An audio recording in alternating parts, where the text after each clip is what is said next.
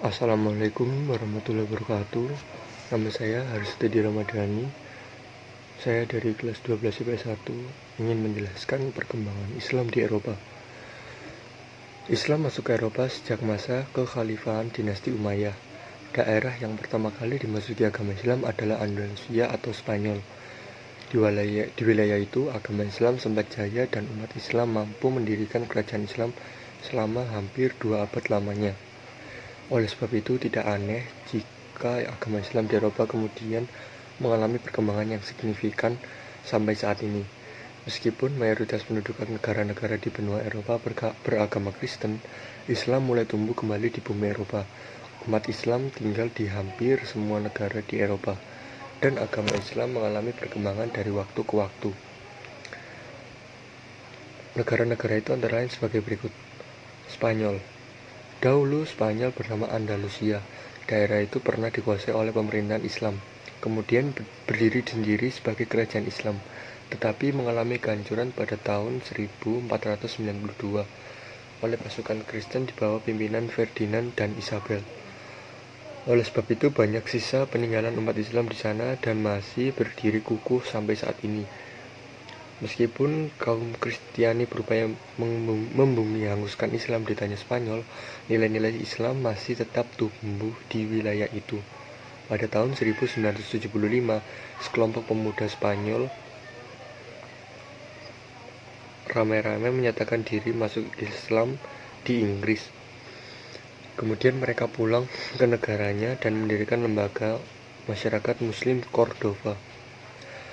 Pada tahun 1978, Undang-Undang Spanyol mengakui agama Islam sebagai salah satu agama resmi di negara itu dan sederajat dengan agama-agama lain.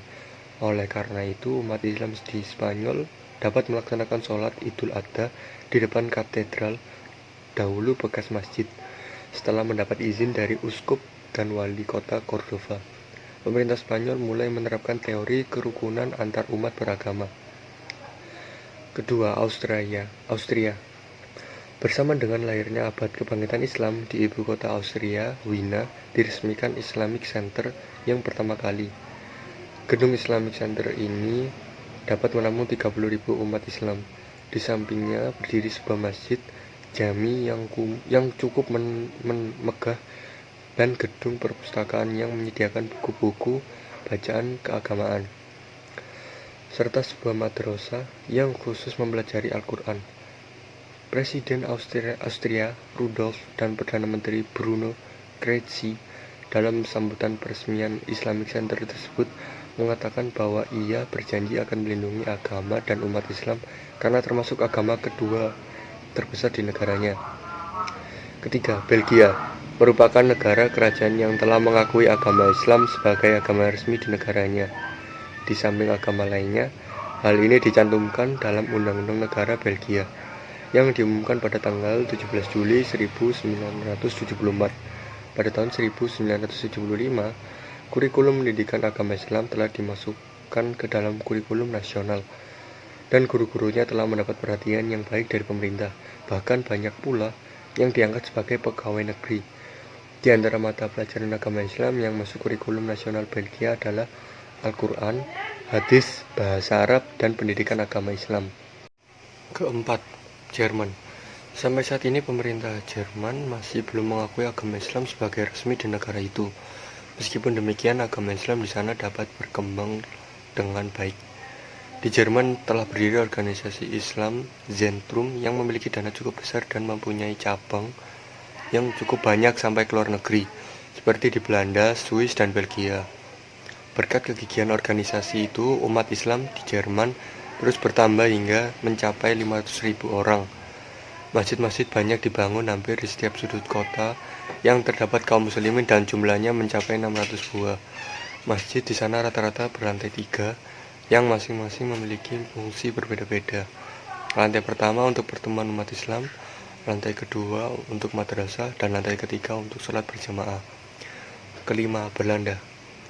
Agama Islam di negeri Belanda dapat berkembang berkat perjuangan mubalik Abdul Wahid van Bommel. Seorang Belanda tulen, Abdul Wahid berusaha keras memperjuangkan ajaran Islam di negerinya. dan mendirikan organisasi Islam Belanda. Dia juga berjuang untuk mendapatkan hak umat Islam di sana, sehingga diberi tempat untuk menjalankan sholat Jumat dan Idul Adha berjamaah di tempat terbuka. Pada tahun 1983, di kota Ridderkerk telah dibangun sebuah masjid megah yang diprakarsai oleh Dr. Anders B. J. W. Bot, Kepala Direktorat Kesejahteraan Minoritas Pemerintahan Madrasah. Pada tahun 1996, kaum muslimin Indonesia yang tinggal di Belanda, khususnya ibu kota Den Haag, membangun sebuah masjid megah berkat sumbangan seorang pengusaha Indonesia, Probo Sutejo. Masjid itu semula sebuah gereja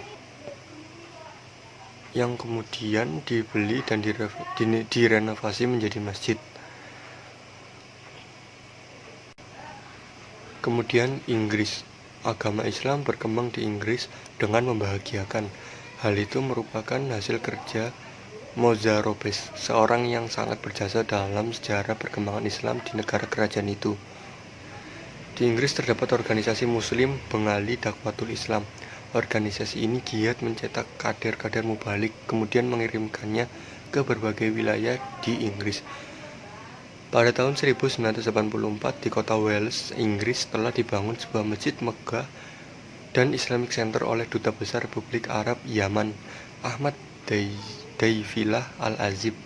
Gedung itu memuat 27.999 orang dan dilengkapi dengan berbagai fasilitas modern. Selain organisasi Islam di Bengali, di Inggris juga tumbuh beberapa organisasi Islam seperti berikut. 1. The Islamic Council of Europe atau Majelis Islam Eropa. 2. The Union of Muslim Organization atau Persatuan Organisasi dan Organisasi Islam Inggris. 3. The Association of British Muslim atau Perhimpunan Muslim Inggris. Kemudian Perancis. Meskipun perkembangan Islam di Perancis belum seperti di Inggris, umat Islam Perancis diam-diam memulai bergeliat mengembangkan agamanya. Perlahan tapi pasti agama Islam di negeri itu menjadi nomor 2 setelah Katolik. Perkembangan itu disebabkan oleh banyaknya intelektual. Para ilmuwan tersebut dapat berinteraksi dengan para intelektual Perancis. Hasilnya tidak sedikit para ilmuwan negeri itu yang tertarik masuk agama Islam, seperti Maurice Bucaille, Maurice B. George, Jacques Cousteau, dan Roger Graudi. Yunani. Mayoritas penduduk Yunani beragama Kristen Ortodoks. Umat Islam di sana berjumlah sekitar 130.000 orang. Di negeri itu terdapat 5 buah masjid, 2 buah madrasah ibtidaiyah, dan 2 buah madrasah sanawiyah. Sekian dari saya atas penjelasan perkembangan Islam di Eropa. Terima kasih. Wassalamualaikum warahmatullahi wabarakatuh.